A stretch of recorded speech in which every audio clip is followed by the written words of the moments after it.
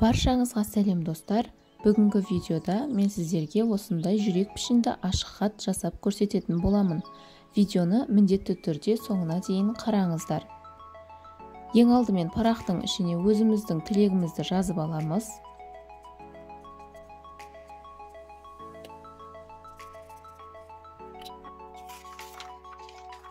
Содан соң осылай X пішінді етіп бүктейміз.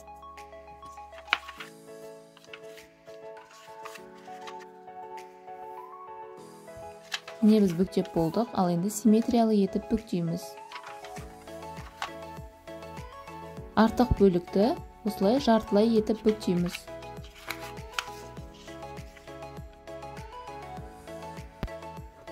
Содан соң келесі әрекеттерді жасаймыз. Барлығын видеода көрсетілгендей етіп жасаңыздар.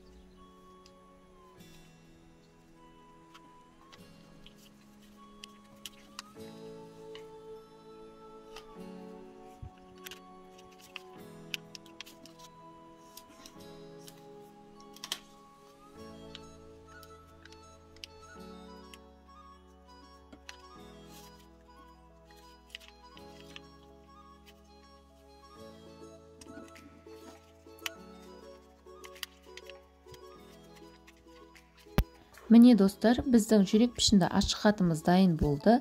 Міндетті түрде дайындап көріңіздер, өте оңай жасалады. Өздеріңіздің қалауларыңызша сәндесеңіздер болады. Егер сіз видеоны дәл осы жерге дейін қараған болсаңыз, міндетті түрде менің каналыма жазылуды ұмытпаңыз.